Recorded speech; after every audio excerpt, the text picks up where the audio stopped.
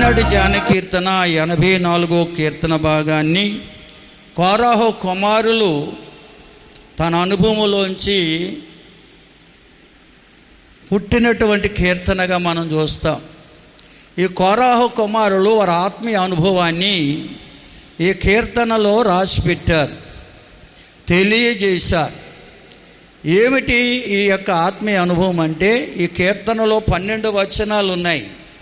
12 వచనాలు సారాంశం ఒక్కటే. ఏమిటంటే, మన ఆరాధిస్తున్న దేవుడు సూర్యుడును కేడుమునై ఉన్నాడని నిజముగా మనం నమ్మినట్లయితే నిత్యము ఆయన సన్నిధిని సహవాసాన్నే కోరుకుంటామటండి. ఇది కీర్తన యొక్క అంతరార్థం. దేవుని స్తోత్రం చెల్లించండి. మన ఆరాధిస్తున్న దేవుడు ఎవరై ఉన్నారని రాశాడు ఈ కీర్తనలో. సూర్యుడును కేడుమునై ఉన్నాడే మనం నమ్మాలి. నిజంగా ఆయన సూర్యుడును కేడుమునై ఉన్నాడని నిజంగా మనం నమ్మినట్లయితే నిత్యమైన సన్నిధిని సహవాసాన్ని కోరుకుంటామట. దేవుని స్తోత్రం చెబుదాం.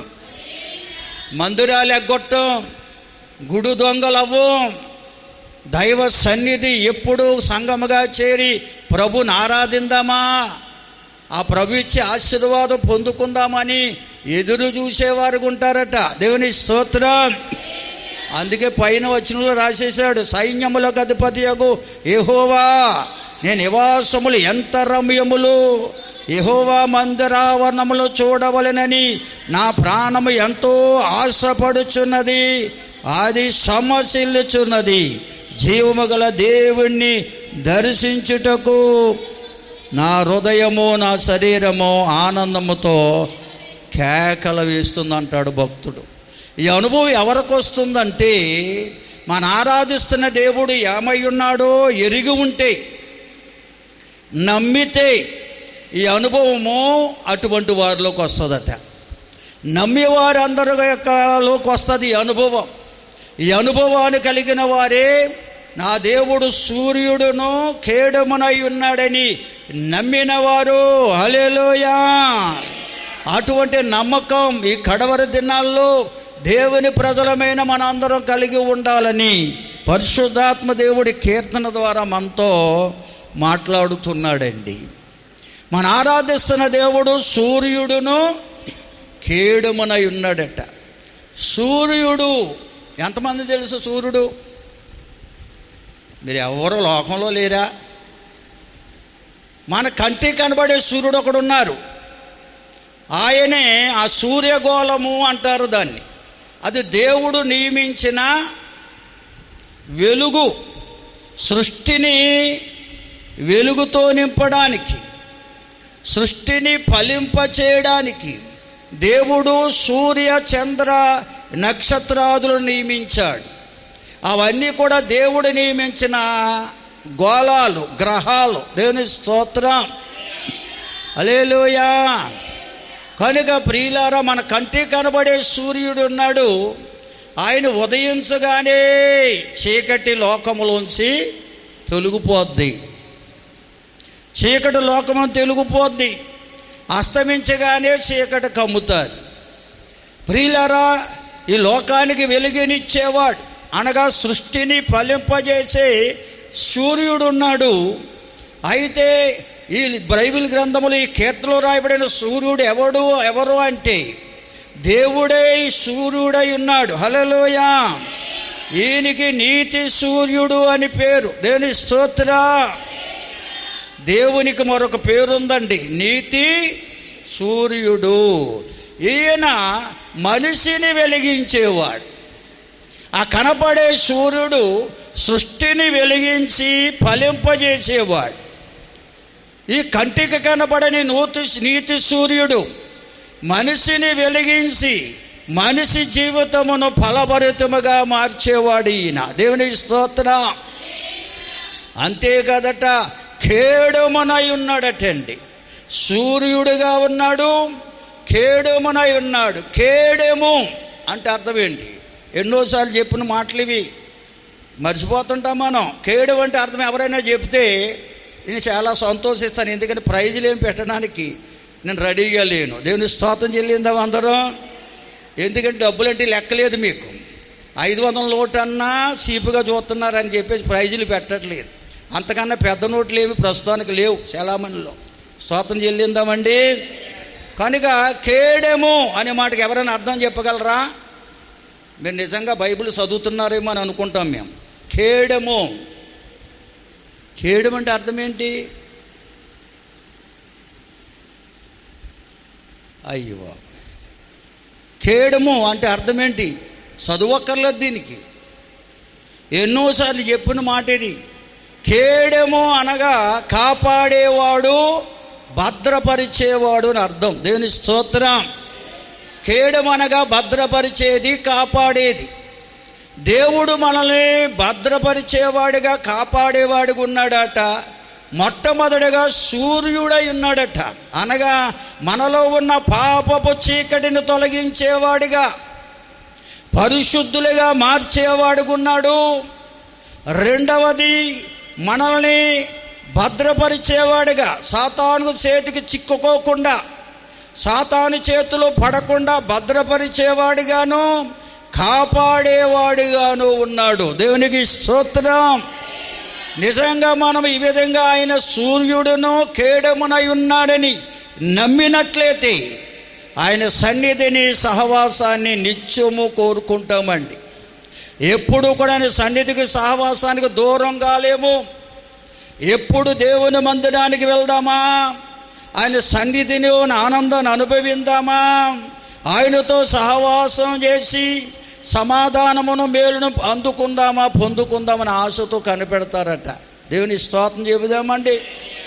బిగ్గరగా దేవుని స్తుతిందామా. హల్లెలూయా. కనుక మనం ఆరాధిస్తున్న దేవుడు సూర్యుడును కేడెమునై ఉన్నాడని మనం నమ్మాలి. నిజముగా నమ్మితే నా బ్రతుకును మార్చే నీతి సూర్యుడు, నన్ను భద్రపరిచేవాడు, కాపాడేవాడు నా దేవుడని నువ్వు నమ్మితే ఆయన సన్నిధిని, సహవాసాన్ని ఎన్నడూ కూడా విడిచిపెట్టం. దేవుని సన్నిధికి వెళ్ళడానికి ఎంత ఆనందమో. హల్లెలూయా. మన ప్రాణం, మన హృదయం సంతోషముతో కేకలేస్తుందని రాశాడు బైబిల్లో. ఎంతమంది దేవుని మందిరం రావడానికి సంతోషంతో కేకలేస్తున్నారు? బయలుదేరేవా లేదా? సమయం అయిపోతుంది, అయ్యగారు ప్రార్థన చేసేస్తారు, వెళ్ళాలి, అందరూ అయ్యగారి కంటే ముందు వెళ్ళాలని కేకలేసి వాళ్ళు ఎంతమంది ఉన్నారు ఇంట్లో, మీ కుటుంబంలో? చెప్పండి. ఎవరు లేరంటున్నారు సంఘవేత్త గారు. నేనే లేనండి అన్నట్టుగా చెబుతాడు ఆయన. స్తోత్రం చెల్లిందామా. బిగ్గరగా దేవుని స్తుతిందామండి. లేనంటే కుదరదండి, ఉండాలి. మన ఆరాధిస్తున్న దేవుడు మన బ్రతుకును మార్చేవాడని, మనల్ని భద్రపరిచేవాడని, కాపాడేవాడని విశ్వాసం నిజముగా మనలో ఉంటే ఆయన మందిరావరణానికి వెళ్ళడానికి ఆనందముతో కేకలేసేవారు అనుకుంటాం. దేవుని స్తోత్రం. నీవు నీ కుటుంబం రావడమే కాదు, మార్గములో దేవుని మందిరానికి వచ్చేవారిని రండి, టైం అయిపోతుంది రండి అని తొందర పెడతాం. ఈనాడు అలా తొందరపెట్టి ఇంట్లో వాళ్ళనే తొందర పెట్టరు, ఈదిలో వాళ్ళని మాట్లాడతారండి. వాళ్ళ కోసం మాకేం పనిలే అని చెప్పేసి ఎవరికి వారు ఎవరిష్టానుసారంగా వారు వస్తున్నారు ఈనాడు. అంటే నువ్వు ఆరాధిస్తున్న దేవుడు ఎంత గొప్పవాడో ఇంకా నువ్వు ఎరగకుండా ఉన్నట్లయితే ఎన్నటన్నిటికీ ఆశీర్వాదం చూడలేవు సోదరి సోదరుడా. దేవుని స్తోత్రం చెల్లించండి. అందరూ బిగ్గరగా దేవుని స్తుతించండి. చూడండి, ఆదికాండం 15వ అధ్యాయంలో మన పితరుడైన అబ్రహాముతో దేవుడు మాట్లాడుతూ ఒక మాట పలికాడు. అక్కడ చదవండి ఒకసారి, మొదటి వచనం 15వ అధ్యాయం. బిగ్గరగా దేవుని స్తుతిస్తారా? హల్లెలూయా. ప్రియులారా, దేవుడు అబ్రాహాముతో మాట్లాడుతూ పలికిన మాట ఇది. ఎందుకంటే నా మాట విన్నావు, నేను వెళ్ళమన్న స్థలానికి వెళుతున్నావు, ఆ స్థలాల్లో నీకు ఎన్నెన్నో ఆటంకాలు ఎదురవుతాయి, ఎన్నెన్నో శ్రమలు ఎదురవుతాయి, కష్టాలు ఎదురవుతాయి. ఎంతోమంది నీ మీద తిరుగుబాటు చేసేవారుగా ఉంటారు, శత్రువు అనేవారు ఎదురవుతారు. అది నాకు తెలుసు. కాబట్టి నువ్వు భయపడొద్దు, నేను నీకు ఖేడమై ఉన్నాను అంటాడు. స్తోత్రం చెల్లించండి. అబ్రాహాముతో చెప్పిన దేవుడు మనతో చెప్తున్నాడండి. ఎందుకంటే ఆయన నమ్ముకున్న బిడ్డలకు ఆయన ఖేడమై ఉన్నాడు. శత్రువు చేతిలో చిక్కుకోకుండా భద్రపరిచేవాడుకున్నాడు, కాపాడేవాడిగా ఉన్నాడు. దేవునికి స్తోత్రం, హల్లెలూయా. కనుక అబ్రాహాముకు దేవుడు ఖేడమై ఉన్నాడు. అబ్రాహాములో ఉన్నటువంటి చీకటిని తొలగించిన నీతి సూర్యుడై ఉన్నాడు. ఎందుకంటే కల్దీయుల పట్టణంలో, మెసొపొతేమియా దేశంలో విగ్రహములను తయారు చేసి దేవుళ్ళను చెబుతూ అమ్ముకుంటూ బ్రతికే కుటుంబంలో పుట్టాడు అబ్రాహాం. నిజానికి ఆ విగ్రహాలనే దేవుళ్ళు అనుకునేవాడు ఆయన. తన తండ్రి అయిన తెరాహు చెప్పిన ప్రకారంగా ఆ విగ్రహాలే దేవుడు అనుకుని వాటిని దేవుళ్ళు అంటూ వీధి వీధికి వెళ్ళి గంపలో పెట్టుకుని వెళ్ళి అమ్మేవాడట. దేవుడు అబ్రాహామును దర్శించాడు. దేవుని స్తోత్రం. నిజంగా ఈ యొక్క విగ్రహం దేవుడైతే ఎందుకు పగిలిపోతాడు, గంపలోంచి ఎందుకు పడిపోతాడనే ప్రశ్న ఆయనలో పుట్టింది. ఇవాళ ఆలోచించేవారు లేరండి. దేవుడు నిజంగా ఆయన దేవుడు జీవాధిపతి అంటున్నాడు, ఆత్మస్వరూపం అంటున్నాడు. ఈ మాట్లాడని బొమ్మ, నోరుండి మాట్లాడని, కళ్ళుండి చూడని, చెవులుండి వినని, చేతులుండి పని చేయని ఈ మోకర విగ్రహం దేవుడా అనే ప్రశ్న ఎవరికి రావట్లేదు ఈ లోకంలో. వారు ఆలోచించే మనసులు లేవు. కానీ అబ్రాహాము ఆలోచించాడు కనుక దేవుడు విగ్రహము కాదని తెలుసుకోగలిగాడు. ఆయన ఆత్మస్వరూపని తెలుసుకున్నాడు. మానవుని చేసినోడే దేవుడని, మానవులు చేసుకున్న వాళ్ళు దేవుళ్ళు కారని తెలుసుకున్నటువంటి అబ్రాహాం ఆ దేవదేవునికి అప్పగించుకున్నాడు. దేవుని స్తోత్రం. దైవ స్వరాన్ని విన్నాడు. తనలో ఉన్నటువంటి ఆలోచనలన్నీ, చీకటి ఆలోచనలన్నీ తొలగిపోయాయి. లోక సంబంధమైన ఆ ఆలోచనలన్నీ తొలగిపోయాయండి. విగ్రహాలకు పూజించడం మానేశాడు. ఈ అంధకార సంబంధమైన పాపపు ఇష్టమైన ఆలోచనలని లోకాలసలు తొలగిపోయాయి. యథార్థమైన హృదయం గలవాడై దేవుడు చెప్పిన ప్రకారంగా ప్రయాణమే వెళ్ళిపోతున్నాడు. ఎక్కడికి వెళ్ళాలో దేవుడు చెప్పకుండానే, ఆ దేశం పేరు చెప్పకుండానే ప్రయాణం వెళ్ళిపోతున్నాడు. దేవుని స్తోత్రం. మార్గ మధ్యలో శత్రువులు ఎదురవుతున్నారు, ఎన్నో ఇబ్బందులు ఎదురవుతున్నాయి, ఆటంకాలు ఎదురవుతున్నాయి, కన్నీరు కష్టము జన జీవితంలోకి వస్తుంది. అటువంటి సమయంలో దేవుడు అంటాడు, అబ్రామా నేను నీకు ఖేడమునై ఉన్నాను అన్నాడు. స్తోత్రం చెల్లించండి అందరూ. నీలో ఉండి చీకటిని తొలగించిన వాడను, నిన్ను భద్రపరిచేవాడిని, కాపాడేవాడిని నేనే అని ఎప్పుడైతే దేవుడు అబ్రాహాముతో చెప్పాడో, అబ్రాహాము దేవుణ్ణి నమ్మాడు. ఆయన సూర్యుడై ఉన్నాడని, ఖేడమై ఉన్నాడని, నాలో ఉన్నటువంటి పాపపు చీకటిని తొలగించాడని, విగ్రహాలనబడే ఆ పాపపు చీకటిని తొలగించి నా హృదయాన్ని పరిశుద్ధపరిచాడని, ఆయన నన్ను కాపాడేవాడిగా భద్రపరిచేవాడిగా ఉన్నాడని నమ్మిక ఎప్పుడైతే అబ్రాహాములోకి వచ్చిందో, అబ్రాహాము దేవునికి ఇష్టడిగా జీవించడం ప్రారంభించాడు. దేవుడు చెప్పిన ప్రకారంగా ముందుకు సాగిపోతున్నాడు. దేవునికి స్తోత్రం. దీన్ని గలతీ పత్రిక 3వ అధ్యాయములో పౌలు భక్తుడు వివరించాడండి.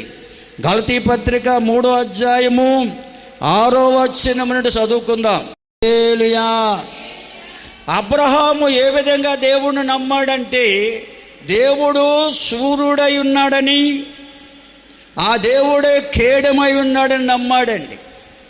తన జీవితంలో ఉన్న చీకటిని తొలగించిన నీతి సూర్యుడు దేవుడేనని, వెళుతున్న ప్రతి స్థలములో నన్ను భద్రపరుస్తున్నవాడు, కాపాడుతున్నవాడు దేవుడేనని నమ్మాడు. కనుకనటువంటి నమ్మకముతో దేవుణ్ణి వెంబడించాడు. కనుకనే దేవుని దృష్టి అతడు నీతిమంతుడిగా ఎంచబడ్డాడు. దేవుని స్తోత్రం. అంతేకాదు అబ్రాహాం పొందుకున్న ఆశీర్వాదాలు ఎనలేని ఆశీర్వాదాలండి. అతడు ఏ దేశానికి వెళ్ళినా దేవుడు ఆ దేశంలో గొప్ప ఆశీర్వాదంతో నింపాడు. ఆ దేశ ప్రజలందరూ కూడా అబ్రాహాముని ధనవంతుడని, ఆశీర్వాదానికి వారసుడని పిలువబడ్డారు. దేవునికి స్తోత్రం. హల్లెలూయా. అబ్రాహాముతో దేవుడు ఉన్నాడని ఆ దేశపు రాజులే కొనియాడినట్లుగా బైబిల్ గ్రంథంలో ఉందండి. దేవుని స్తోత్రం చెల్లిస్తారా? హల్లెలూయా. దేవుని ఆశీర్వాదం పొందినవాడు అబ్రాహాం. ప్రియులారా, అటువంటి ఆశీర్వాదం మనం పొందాలంటే మన ఆరాధిస్తున్న దేవుడు నీతి సూర్యుడని మనలో ఉన్న పాపపు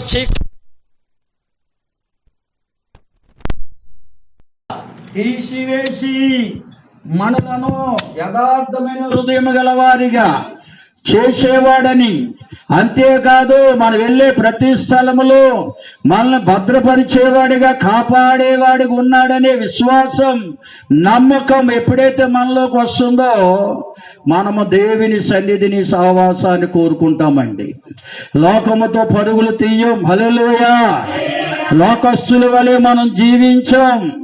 దైవ సన్నిధిని సహవాసాన్ని కోరుకుంటాం. ఎప్పుడు దేవుని మందిరానికి వెళ్దామా, ఎప్పుడు దేవుని మాటలు విందామా, ఎప్పుడు దేవ సన్నిధులను ఆశీర్వాదాన్ని పొందుకుందామా అనే ఆశతో మనం ఎదురు చూస్తామండి. మన ప్రాణము కేకలేస్తుందండి. దేవునికి స్తోత్రం చెబుదామండి. హల్లెలూయా. ఒకవేళ పాస్టర్ గారుగా ఆన్లైన్ ప్రేయర్ పెట్టకపోతే, అయ్యగారు ఎందుకు ఆన్లైన్ ప్రేయర్ పెట్టలేదు మీరని నిలదీస్తారండి అటువంటి వాళ్ళు. ఆన్లైన్ ప్రేయర్ రావడానికే కష్టం అంటే ఎందుకు పెట్టలేదన్న వాళ్ళు అడిగేవారు ఉన్నారా సంఘంలో? అంటే మీలో ఏమి లేదు చెప్పండి. ఆరాధిస్తున్న దేవుడు ఎంత గొప్పవాడు ఇంకా మీరు నమ్మిక లేదు. ఆయన మన బ్రతుకును మార్చే దేవుడని, మనల్ని భద్రపరిచే దేవుడని, కాపాడే దేవుడని నిజంగా నమ్మకం మనకుంటే దేవునికి స్తోత్రం. అయ్యా, నెలలో ఇవే కాదండి, వారానికి ఇంకా మీరు స్త్రీలు కూడా పెట్టండి, యవనస్తులు కూడా పెట్టండి అని కోరుకుంటారు. అసలు వీటికే దారి లేదు. దేవుని స్తోత్రం. శనివారం రాత్రి రావడానికే ఎంత ఇబ్బందో, శనివారం రాత్రి రావడానికి ఎన్ని లెక్కలేస్తున్నారో. దేవుని స్తోత్రం చెల్లించండి అందరూ. ఆదివారం ఆరాధన రావడానికి లెక్కలేస్తున్నారు. ఆన్లైన్ ప్రేయర్ అంటే ఎంత భయమో వీళ్ళకి. స్తోత్రం చెబుదామా? మరి ఎప్పుడు బాగుపడతారు మీరు? ఎప్పుడు ఆశీర్వదించబడతారు మీరు? దేవుని ఆశీర్వాదం ఎలా వస్తుంది అనుకుంటున్నారు? దేవుడు మిమ్మల్ని ఏ విధంగా కాపాడతారు అనుకుంటున్నారు? దేవుడు ఏ విధంగా ఆశీర్వాదం నింపుతారు అనుకుంటున్నారు? స్తోత్రం చెల్లించండి అందరూ. ఆ విధంగా చేయలేదండి. చాలా ఎక్కువగా భక్తి ఎలా చేస్తే నమ్ముతున్నారంటే, ధర్మశాస్త్ర క్రియలతో భక్తి అంటే ఎంత ఆశో జనాలకి. అమ్మ, మందిరానికి ధూపదీప నైవేద్యాలు పట్టరండి, పళ్ళు పలహారాలు పట్టరండి, లెంపలు వేసుకోండి, లెంపలు వేసుకొని ఇలాగంటే జోలంట పాపాలు క్షమించబడతాయండి. ఆ భక్తి నేర్పితే ఎంత ఆనందమో. ఆకలి పరిగెత్తాను రోడ్లంట. దానివల్ల దేవుడు ఆశీర్వాదం దొరకదు. అది శాపగ్రస్తమైందని రాయబడింది బైబిల్లో. ధర్మశాస్త్ర క్రియల ద్వారా భక్తి చేసేవారందరూ శాపగ్రస్తులు అనే 10వ వచనంలో ఉంది. చదివారు కదా ఇప్పుడు? నేను చెప్పింది కాదు, బైబిల్లో ఉన్న మాట ఇది. గలతీ 3వ అధ్యాయము 10వ వచనం మళ్ళా చదవండి. ఆ ధర్మశాస్త్ర విధించిన క్రియలు సంబంధులందరూ శాపగ్రస్తులు. దేవుని ఆశీర్వాదం ఎలా పొందుతారండి? ఆకలొట్టిన అలలొట్టిన పరిగెత్తినంత ఆశీర్వాదం రాదు. ధూపదీప నైవేద్యాలు మందిరానికి తెచ్చి లెంపలు వేసుకున్నంత రాదు. హల్లెలూయా. నేను ఆరాధిస్తున్న దేవుడు, నన్ను సృజించిన దేవుడు నీతి సూర్యుడని, నా బ్రతుకును మార్చేవాడని, నాలోన పాపపు చీకటిని తొలగించేవాడని, నన్ను భద్రపరిచేవాడని, కాపాడేవాడని విశ్వాసం మనలో ఉండాలి. దేవునికి స్తోత్రం. అటువంటి విశ్వాసం గలవారే ఆశీర్వదించబడతారు. అనేక మందికి ఆశీర్వాదకరంగా మార్చబడతారు. చూడండి, జ్ఞానైన సొలొమోను సామెతలు 30వ అధ్యాయం 5లో ఒక మాట రాశాడు. చదవండి దయతో. దేవుని మాటలన్నీ ఎటువంటివంటే పుటము వేయబడినట్టువై, పరిశుద్ధపరచబడినటువంటివి, ఆయనను ఆశ్రయించే వారికి ఆయన కేడమై ఉన్నాడు అంటారు. దీన్ని స్తోత్రం చెబుదామా? హల్లెలూయా. ఇర్మియా గ్రంథం 17వ అధ్యాయంలో ప్రవక్త ఇర్మియా చెప్తాడు. 17వ అధ్యాయం 5వ వచనం చదివినట్లయితే అక్కడ అంటాడు, యెహోవా. చాలామంది అటండి దేవుణ్ణి ఆశ్రయించకుండా నరులను ఆశ్రయిస్తున్నారట.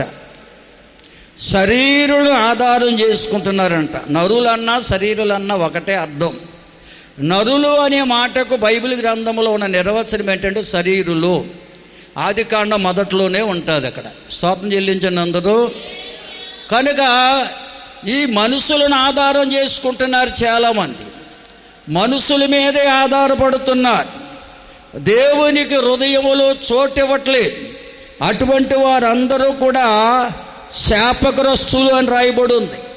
వారట ఎడారిలో కనపడే అరుహా వృక్షం వలె ఉంటారట.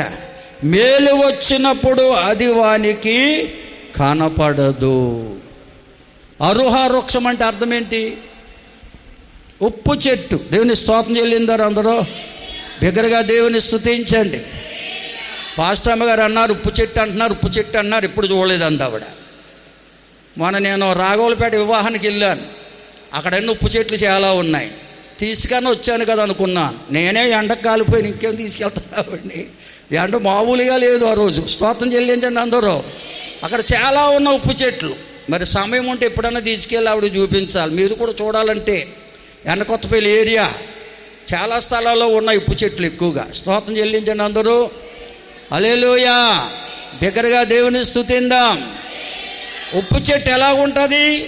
చూడడానికి చాలా ముచ్చటగా ఉంటుంది, చిన్నగా ఉంటుంది, బుజ్జిగా ఉంటుంది.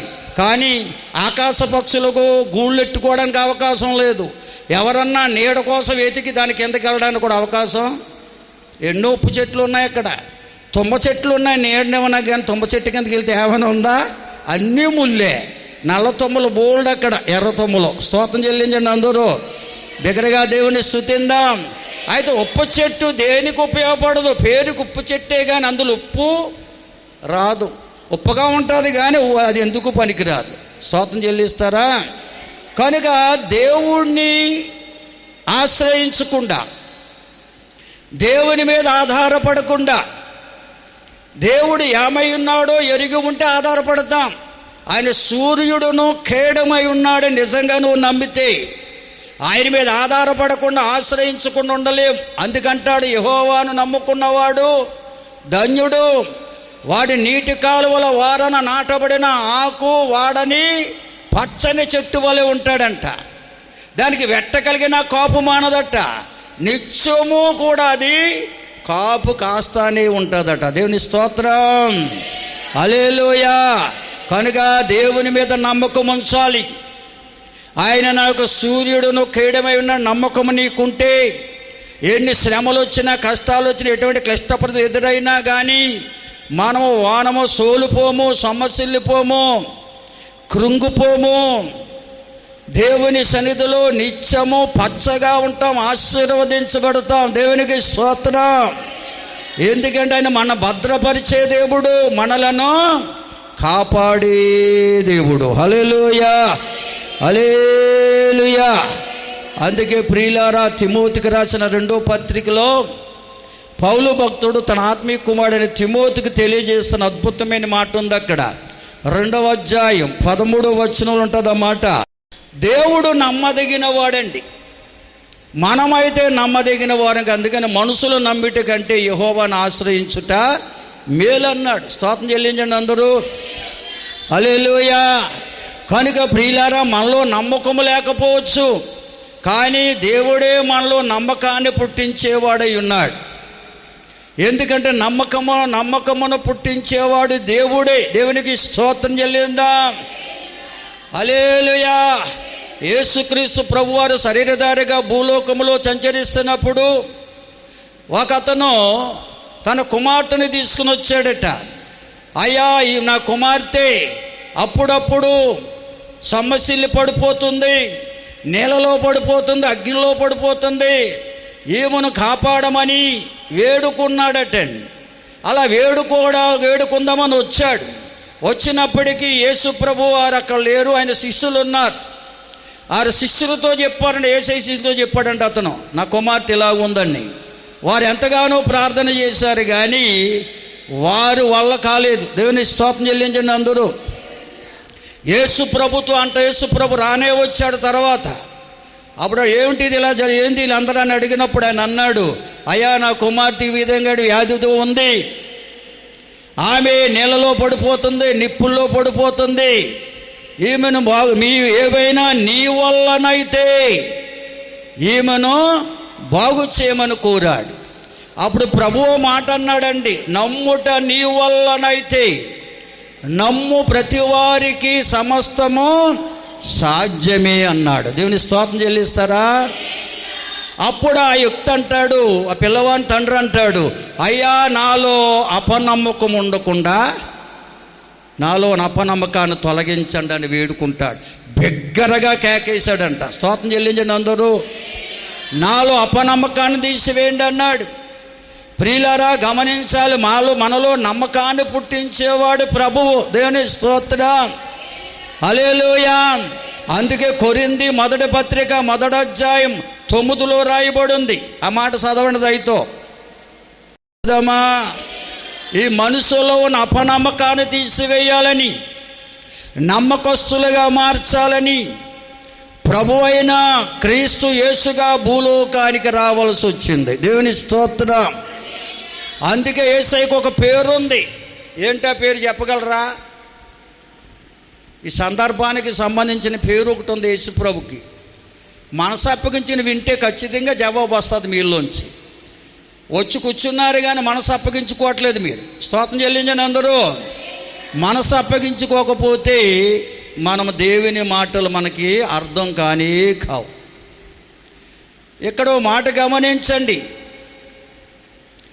ప్రభు అయిన క్రీస్తు యేసుగా భూలోకానికి ఎందుకు వచ్చారంటే ప్రతి మానవులో ఉన్న అపనమ్మకాన్ని తొలగించి నమ్మకాన్ని పుట్టించడానికి వచ్చాడు. అందుకే ప్రభువుకు ఒక పేరు పెట్టబడింది బైబిల్లో.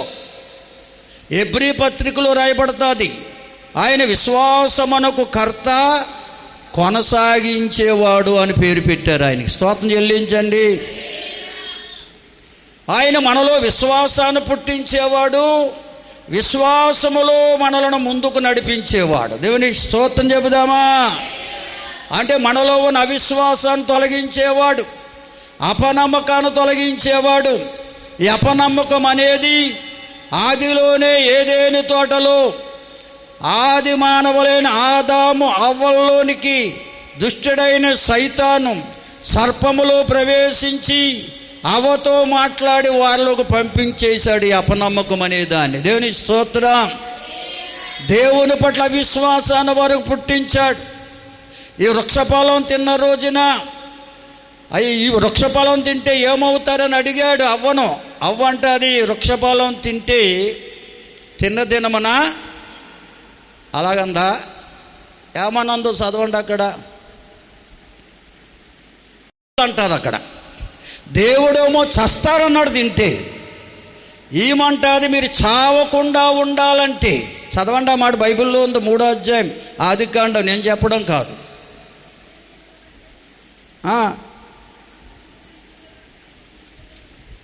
అంతవరకు ఎందుకమ్మా?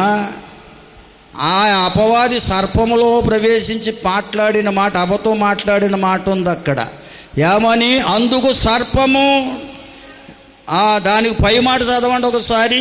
అయితే తోట మధ్యనున్న చెట్టు ఫలములను గూర్చి దేవుడు మీరు చావకుండునట్లు వాటిని తినకూడదనియు వాటిని ముట్టకూడదనియు చెప్పానని సర్పముతో చెప్పాను. తింటే చస్తారని దేవుడు చెప్పాడు, చావకుండా ఉండాలంటే అంటుంది.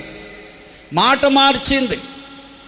చావకుండా ఉండాలంటే, మీకు రోగం రాకుండా ఉండాలంటే, రోగం వస్తుందని చెప్తున్నాడు. తినకూడని తింటే, త్రాగకూడని త్రాగితే రోగం వస్తుందని మాకు ఖచ్చితంగా చెప్పబడుతుంది. రోగం రాకుండా ఉండాలంటే, ఎవరన్నా సిగరెట్ పెట్లు చూసారా? స్త్రీలు చూడలేదేమో. స్త్రీలు కూడా చాలామంది తన భర్తలకు పట్టుకొస్తున్నారు, కొనుక్కొస్తారు. చదువుకున్న వారికి అర్థమవుతుంది, ఆ పెట్టి మీద రాస్తారు, cigarette smoking is injuries to health అని ఉంటుంది.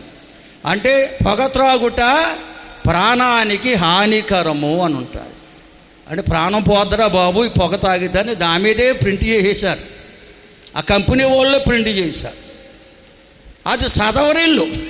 స్తోత్రం చెల్లించండి అందరూ. హల్లెలూయా. చదివితే తాగుతారా?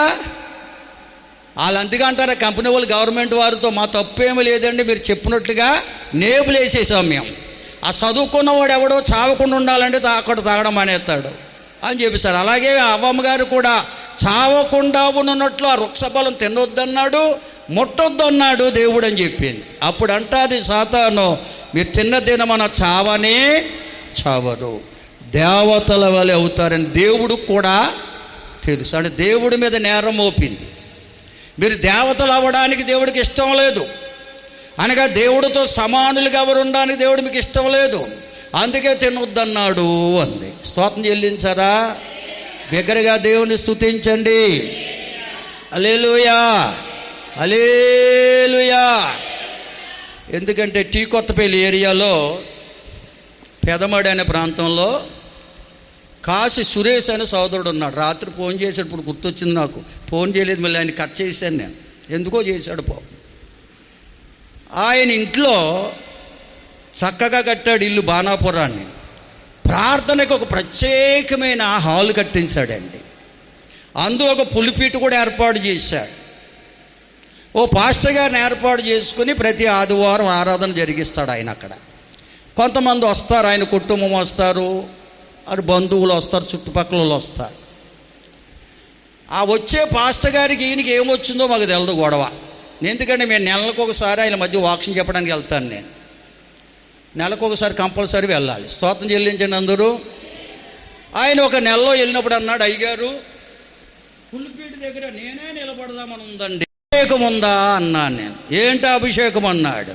విశ్వాస అభిషేకం వేరు, సేవ అభిషేకం వేరు. స్తోత్రం చెల్లించండి అందరూ.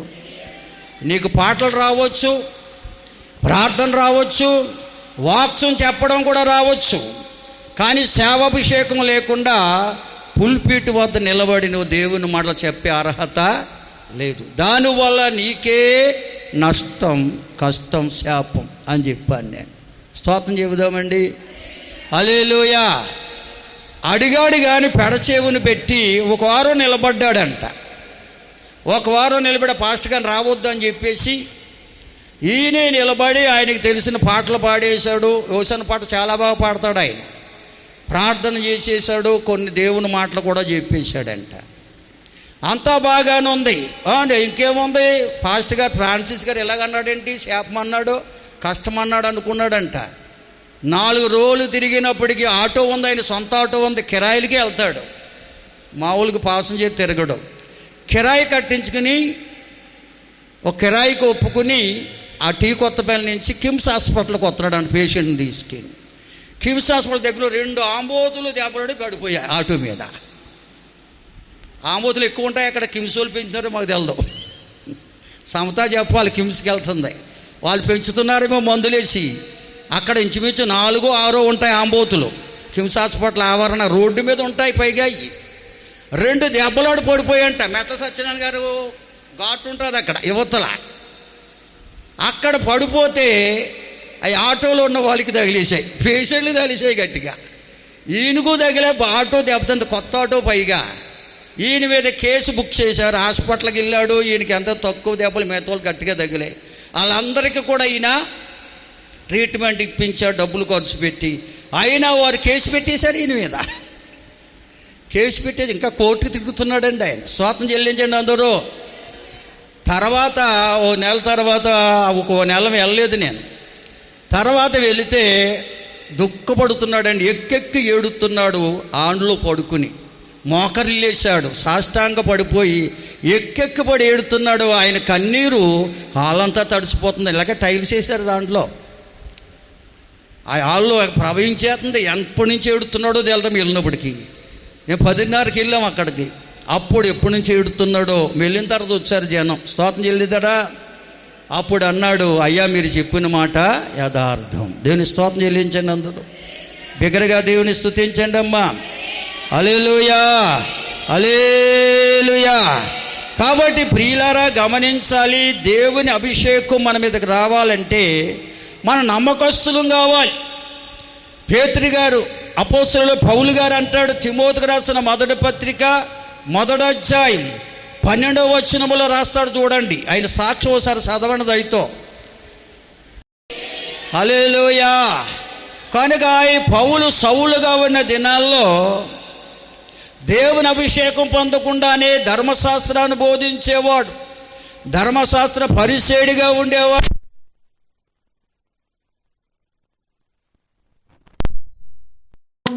దేవుని స్తోత్రం. అయితే దేవుని అభిషేకం అంటే ఎరగిన వాడండి ఇతడు. ధర్మశాస్త్ర క్రియలతో భక్తి చేసేవాడు, శాపగ్రస్తమైన బ్రతుకు బ్రతికేవాడు. అందుకే అతని బ్రతుకులో మార్పు లేదు. అతడు దోషకుడుగా, హింసకుడుగా, హానికరుడిగా ఉన్నాడు. చెప్పే ధర్మశాస్త్ర సంబంధమైన మాటలే గాని జీవితం అనేది దేవుని నీతిని అనుసరించేదిగా లేదండి. దేవుని స్తోత్రం. అటువంటి సౌలును దేవుడు దమస్కులో దర్శించాడు, తన వెలుగును ప్రకాశింపజేశాడు, తన మహిమతో నింపాడు. ఎప్పుడైతే దేవుని మహిమను చూశాడో దేవుని స్వరం కూడా విన్నాడు ఈ సౌలు. దేవుని స్తోత్రం చెల్లిస్తారా? దగ్గరగా స్తోత్రం చెప్పండి అమ్మా. అటువంటి సౌలును దేవుడు దర్శిస్తే ఆ దేవునికి తను అప్పగించుకున్నాడండి. అందుకే అననీయ అనే ఒక వ్యక్తిని, భక్తుని పంపించి దేవుడు తన అభిషేకాన్ని సౌలుపై ఉంచగా పౌలుగా మారిపోయాడు. దేవుని స్తోత్రం చెబుదామండి. అననీయతో కూడా చెప్పాడు దేవుడు, ప్రభు చెప్పాడు, అతన్ని నేను నా సాధనముగా వాడుకోబోతున్నానన్నాడు. హల్లెలూయా. అననీయ అన్నాడు, అయ్యి ప్రభువా, ఎంత దుర్మార్గుడో, ఎంత దుష్టుడో మీకు తెలియదా? ఈ దమస్కులో ఉన్నటువంటి క్రైస్తవుని నివసించడానికి వచ్చాడు వాడు. వాడి వద్దకెళ్ళి వాడి మీద చేతులు ఉంచమంటారా అంటే వాడిని నేను నా సాధనముగా వాడుకోబోతున్నాను. దేవునికి స్తోత్రం చెల్లించండి అందరూ. హల్లెలూయా. అప్పగించుకున్న సౌలు హృదయములో చీకటి తొలగిపోయిందండి. హృదయము పవిత్రపరచబడింది. దేవుడే సౌలును పౌలుగా మార్చి ఆయన ఏ స్థలానికి వెళ్ళినా, ఏ ప్రాంతానికి వెళ్ళినా ఆయన్ని భద్రంగా కాపాడుతూ వస్తున్నాడు. హల్లెలూయా. కొరింథీ 2వ పత్రిక 12వ అధ్యాయములో ప్రభుకు ఒక రోజున ప్రార్థన చేస్తాడు ఈ పౌలు గారు. 7వ వచనం చదివినట్లయితే ఆయన అంటాడు, నాకు కలిగిన ప్రత్యక్షతలు అధికముగా ఉండినందున నా శరీరములోగా ముళ్ళును సాతాను దూతగా ఉంచబడింది. దేవాని చిత్తమైతే ముళ్ళును తొలగించమని ముమ్మారు నేను వేడుకున్నాను. అయితే ప్రభు అంటాడు, నా కృప నీకు చాలు. దేవుని స్తోత్రం చెల్లించండి. అంటే నేను నీకు కేడమై ఉన్నాను. హల్లెలూయా. నిన్ను భద్రపరిచేవాడు నేనే, కాపాడేవాడు నేనే. ఆ ముళ్ళు కోసం ఎందుకు ఆలోచిస్తున్నావు అన్నాడు. దేవుని స్తోత్రం చెబుదామండి. దీన్ని బట్టి మీకు మనకి ఏమర్థమవుతుంది? మన శరీరంలో ఏ రోగం ఉన్నా, ఏ బలహీనత ఉన్నా, మన జీవితంలో ఎటువంటి సమస్య ఎదుర్కొంటున్నా కానీ సమస్య వైపు మనం చూడకూడదు. ఆ బలహీనత వైపు మనం చూడకుండా మనకు కేడమై ఉన్న యేసు వైపు చూసేవారం ఉండాలి. దేవునికి స్తోత్రం. అక్కడ ఆయన గొప్ప సాక్ష్యం చెప్పాడు, చదవండి. నా కృప నీకు చాలునని చెప్పిన తర్వాత ఆయన సమర్పణ ఏంటో రాశాడు అక్కడ. చదవండి అమ్మా. ఏంటమ్మా?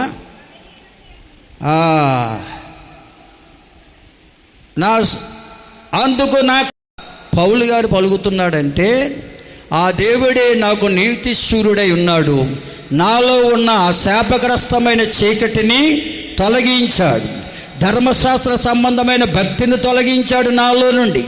ఈ ధర్మశాస్త్ర సంబంధమైన భక్తే మనలో ఉన్న చీకటి, శాపము, పాపము, దానిని తొలగించాడు. తొలగించడమే కాదు, ఆయన నాకు కేడమై ఉన్నాడు. హల్లెలూయా. అందుకే నేను ఎప్పుడు బలహీనుడునో అప్పుడే బలవంతుడును అనుకుంటున్నాను. కష్టాల్లో, శ్రమల్లో, శోధనలో నేను బహుగా సంతోషిస్తున్నానని చెప్తున్నాడు. అందరూ స్తోత్రం చెల్లించండి. మన ఆరాధిస్తున్న ప్రభువు సూర్యుడును కేడుమనై ఉన్నాడు నిజంగా నమ్మినట్లయితే ప్రియులారా ఇటువంటి అనుభవాన్ని కలిగి ఉంటాం. ఎన్ని కష్టాలు వచ్చినా, శ్రమలు వచ్చినా, కొదువ వచ్చినా, కొరత వచ్చినా, ఎన్ని ప్రాముఖ్యమైన పనులు ఎదురవుతున్నా కానీ అన్నిటికంటే ముఖ్యము దేవుని సన్నిధి, సహవాసము. దేవుని స్తోత్రం చెల్లించండి. మనకున్న పనిపాటల కంటే, మనకున్న కొదువు కొరతల కంటే, వ్యాధి బాధల కంటే మనకి ప్రాముఖ్యమైనది దేవుని సన్నిధి, సహవాసము అని ఎరిగి ఉంటాం. దేవుని స్తోత్రం చెల్లించండి అందరూ. ఎంత పనుల సీజన్ అయినా, మన పనే మనకు ప్రాముఖ్యమైన, ఆ పని కంటే ముఖ్యము దేవుని సన్నిధి, సహవాసం. ఈ యొక్క అనుభవం కలిగిన వారే దేవుని మీద నమ్మిక కలిగిన వారు. దేవుని స్తోత్రం చెల్లించండి అందరూ. బిగ్గరగా దేవుని స్తోత్రం చెప్పండి. హల్లెలూయా. చూడండి ప్రియులారా, యోహాను సువార్త 8వ అధ్యాయం మొదటి నుంచి చదివినట్లయితే 12వ వచనం వరకు కొన్ని మాటలు రాయబడ్డాయి. యేసుక్రీస్తు ప్రభువారట శరీరధారిగా భూలోకములో సంచరిస్తున్న దినాలవి. ఒక రోజున ఆయన ఒక దేవాలయములో చేరి ఆయన ఒంటరిగా కూర్చుని ఉన్నారట. నేల మీద ఏదో రాస్తూ ఉన్నారట. ఆ ఊరిలో కొందరు పరిసయ్యులు, శాస్త్రులు, భక్తులు అనబడేవారు, ధర్మశాస్త్ర క్రియల ద్వారా భక్తి చేస్తున్నారు అనేక మంది పాపములో పట్టబడిన ఒక స్త్రీని పట్టుకుని ఆ దేవాలయానికి తీసుకొచ్చారట. దేవుని స్తోత్రం చెబుదామా. ఆ దేవాలయంలో యేసయ్య ఉన్నాడని ఎరిగి ఉండి ఆ పాపము చేస్తూ పట్టబడిన స్త్రీని, వీళ్ళందరూ కూడా ధర్మశాస్త్ర భక్తి చేస్తున్న వారందరూ కూడా ఆమెను తీసుకొచ్చి యేసు ప్రభు ఉన్న మందిరములో తీసుకొచ్చారంట. దేవాలయములో తీసుకొచ్చి యేసు ప్రభుని అడుగుతున్నారు, బోధకుడా, ఇదిగో ఈమె పాపము చేస్తూ పట్టబడింది. మోషే ధర్మశాస్త్రం చెప్తుంది పాపం చేస్తూ పట్టబడిన వాడిని రాళ్లతో కొట్టి చంపమని. మీరేం చెబుతారు అని యేసయ్యని శోధిస్తూ అడిగారట వాళ్ళు. యేసు ప్రభు వారు తలెత్తి చూశారు. మళ్ళా తలదించుకుని నేల మీద ఏదో రాస్తున్నారట. మళ్ళా పట్టు వీడక, బోధకుడా మీరేం చెప్తారు ఈమె కోసం, ఏం చేయమంటారు ఈమెని అని మరలా అడుగుతున్నారట. అప్పుడు యేసయ్య తల ఎత్తి చూసి వారందరినీ పరిశీలించి ఒకే ఒక మాట పలికారు, మీలో పాపము లేని వారు ఎవరన్నా ఉన్నట్లయితే మొట్టమొదటిగా ఆమె మీద రాయి వేయండి అన్నాడు. అంటే అర్థం ఏంటి? మీలో పాపము లేని వారు ఎవరన్నా ఉన్నట్లయితే ఆమెను శిక్షించడానికి అర్హత ఉంది మీకు అన్నాడు ఆయన. ఎప్పుడైతే యేసయ్య మాట చెప్పారో వారందరి హృదయాలను యేసయ్య మాట తాకిందండి. ఆ మాట హృదయానికి తాకగానే ప్రతి ఒక్కరు మనస్సాక్షి చెప్తుందట, నువ్వు పాపివని. దేవుని స్తోత్రం చెల్లించండి అందరూ. హల్లెలూయా. యోహాను రాసిన పత్రికలో ఉంటుంది, నీ హృదయము నీ మీద నేరారోపణ చేయని ఎడల నువ్వు బలవంతుడివే అని రాయబడి ఉంటుంది. మన మనస్సాక్షి ఎప్పుడూ కూడా మనలో ఉన్న పాపాన్ని ఎత్తి చూపిస్తుందండి. యేసయ్య మాట వినగానే వారిలో ఉన్న మనస్సాక్షి, వారి హృదయం వారి మీద దోషారోపణ చేస్తుంది. నీలో పాపముంది, నువ్వు పాపివి, పాపపు చీకటి నీలో ఉంది, ధర్మశాస్త్ర సంబంధిత క్రియలతో భక్తి చేస్తున్నావు కానీ నువ్వు శాపగ్రస్తుడివే, నీ పాపపు చీకటి నీలోనే ఉందని అక్కడ వచ్చిన చిన్న పిల్లలాగా అయితే పెద్దవారు వరకు కూడా గద్దించబడ్డారట. దేవునికి స్తోత్రం. ఎందుకంటే యేసయ్య మాటలో వెలుగుంది, ఆయన నీతి సూర్యుడు. హల్లెలూయా. ఆయన మాటలోని వెలుగు వారి హృదయాన్ని తాకగానే ప్రతి ఒక్కరు అయ్యో నేను పాపిని అంటూ చేతిలో ఉన్న రాయిని పడవేసి వెళ్ళిపోయారంట. వెళ్ళిపోయిన తర్వాత యేసయ్య తలెత్తి చూస్తే ఆ స్త్రీ ఒక్కతే మధ్యన నిలిచి ఉందని రాశారు అక్కడ. స్తోత్రం చెల్లించండి అందరూ. మీకు చదివించట్లేదు, ఎన్నోసారి చదివిన మాటల సమయం సరిపోదని నేను చదువుకోండి. మొదట వచనం నుంచి 12 వరకు చదువుకోండి. ఆమె ఒక్కతే నిలిచి ఉందంట యేసయ్య చూసేటప్పటికి ఆ లైవ్లో. ఆయన ఎందుకు రాయబడిందో తెలుసా? యేసయ్య మాట వచ్చిన వారందరికీ కాదు తగులుకుంటా, ఈమె హృదయాన్ని కూడా తాకింది. దేవునికి స్తోత్రం. ఈమెలో ఉన్న పాపపు చీకటి బట్టబయలయింది. ఆ చీకటి నుండి విడుదల పొందుకోవాలి ఆశ ఆమెలోకి వచ్చింది కనుకనే ఆమె వెళ్ళిపోలేదండి, అక్కడే ఉంది. నిజానికి వారితో కలిసి ఆమె కూడా వెళ్ళిపోవాలి. వెళ్ళకుండా ఎందుకు ఒక్కతే నిలిచింది? అక్కడ ఎందుకు నిలిచిందంటే యేసయ్య మాట ఆమె హృదయంలో ఉన్న పాపపు చీకటిని బట్టబయలు చేసింది. బట్టబయలు చేయగానే నాలో ఉన్న చీకటిని తొలగించగలవాడు ఈయనేనని, ఆ చీకటిని నన్ను విడిపించమని వేడుకోవడం కొరకు ఆమె ఒక్కతే నిలిచి ఉంది అక్కడ. దేవునికి స్తోత్రం. అందుకే ఆమెకు తల ఎత్తి చూసి అంటాడు, అమ్మా నేను ఎవరూ శిక్షించలేదా అంటాడు. అయ్యా ఎవరు నన్ను శిక్షించలేదని చెప్పగానే నేను కూడా నిన్ను శిక్షించను. ఎందుకన్నాడు ఆ మాట? నువ్వు ఆ పాపపు చీకటి నుంచి విడుదల పొందుకునే మనసుతో ఉన్నావు, ఈ చీకటి తొలగించాలని ఆశతో ఉన్నావు, ఈ చీకటి బ్రతికే మనసు నీకు లేదు కనుక నిన్ను నేను శిక్షించను, ఇక మీదట నువ్వు పాపము చెయ్యుకని చెప్పాడు. అందరూ స్తోత్రం చెల్లించండి అందరూ. హల్లెలూయా. నువ్వు పాపివని నీకు తెలిసింది, ఆ పాపపు చీకటి నీలోంచి నేను తీసివేస్తున్నాను, ఇక మీదట నువ్వు పాపము చెయ్యకు. ఎందుకంటే ఆయన పాపిని శిక్షించడానికి రాలేదు, పాపిని పాపము నుండి విడిపించడానికి వచ్చాడు. దేవునికి స్తోత్రం. ఆయన నీతి సూర్యుడైన దేవుడు. హల్లెలూయా. బిగ్గరగా దేవుని స్తుతించండి అయ్యా. హల్లెలూయా, హల్లెలూయా. కనుక ఆమె సంతోషముతో ఇంటికి వెళ్ళిపోయిందట్టే. కాబట్టి ప్రియులారా గమనించాలి, మన ప్రభు అయిన యేసుక్రీస్తు మాటలకు నువ్వు మనసు అప్పగించుకుంటే చాలు, ఆ మాటలో ఉన్న వెలుగు మన హృదయాన్ని తాకుతుంది.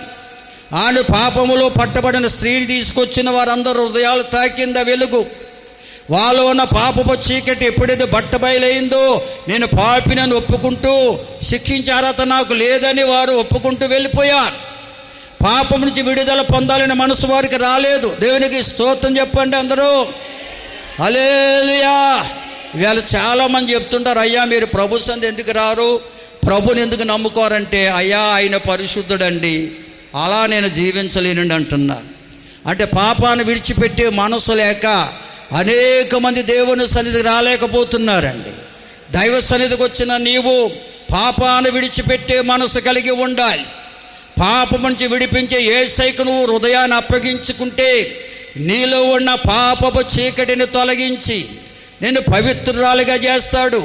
ఈ పాపపు చీకటే దేవుని యందు నమ్మకము లేని వారుగా చేస్తాడు, అపనమ్మకాన్ని పుట్టిస్తాడు, అవిశ్వాసాన్ని కలగజేస్తాడు. కనుక మన హృదయంలో ఉన్న పాపపు చీకటి తొలగిపోతేనే దేవుని మీద నమ్మకము కలుగుతా. దేవునికి స్తోత్రం.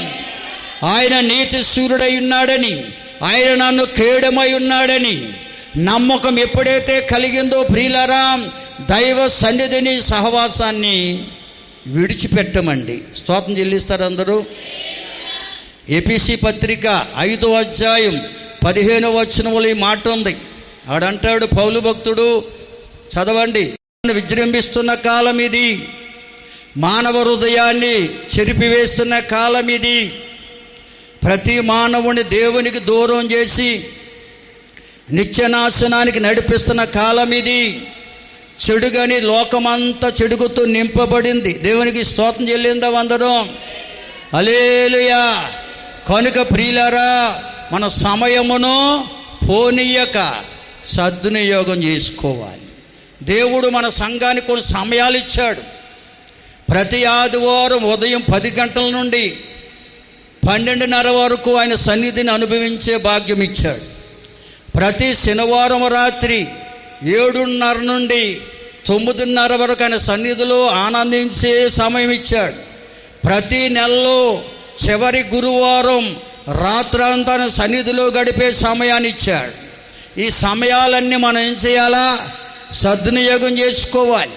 అప్పుడప్పుడు సంఘ బిడ్డల కుటుంబాల్లో కొన్ని కార్యాలు జరిగించి గృహకూటాల ద్వారా ఆయన సన్నిధిని అనుభవించే సమయాలు కూడా ఇస్తుంటాడు. ఆ సమయాలు కూడా మనం సద్వినియోగం చేసుకునే వారంగా ఉండాలి. దేవుని స్తోత్రం చెప్పండి, బిగ్గరగా దేవుని స్తుతించండి.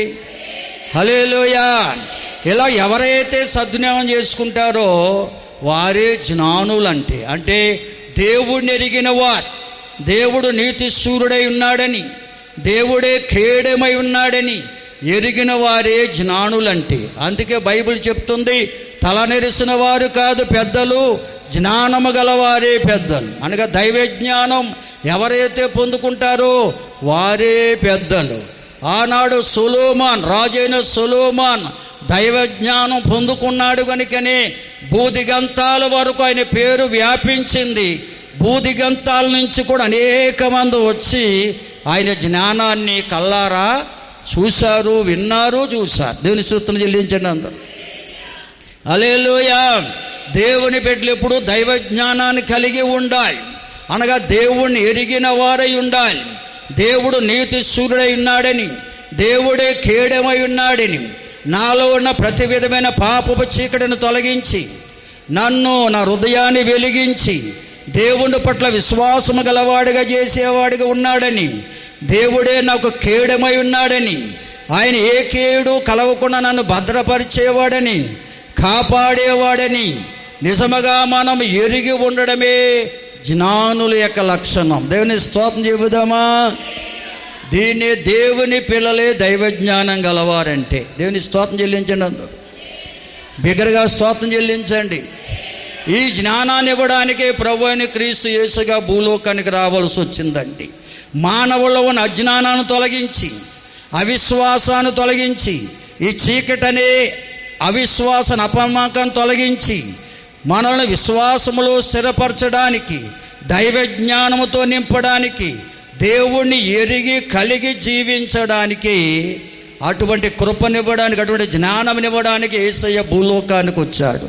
దేవుని స్తోత్రం చెల్లిందామా. అందుకని ఒక పేరుంది, యేసయ్య అంట దేవుని జ్ఞానమును దేవుని శక్తి అయి ఉన్నాడు అంటాడు కొరింథీ మొదటి పత్రికలో. దేవుని స్తోత్రం చెల్లించండి. యేసు ప్రభు ఎవరంట? కొరింథీ మొదటి పత్రిక 1వ అధ్యాయం ఒకసారి చదవండి. ఇలాగే తెలియనట్టుగా చూస్తున్నారు నా యొంక మీరు. ఆ వాక్యాలు బైబిల్ చదివితే అర్థమవుతుంది అందరికీ. చూడండి అక్కడ చదవండి. యేసయ్య ఎవరంట? ఎవరండి? 20. హల్లెలూయా. యేసు ప్రభువారే దేవుని శక్తి, యేసు ప్రభువారే దేవుని జ్ఞానం.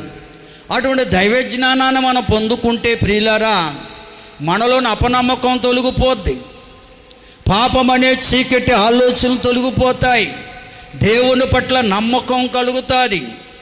ఆయన నా జీవితాన్ని వెలిగించే నీతి సూర్యుడని, నన్ను నిత్యము కాపాడే కేడమై ఉన్నాడని విశ్వాసం మనలోకి వస్తుంది.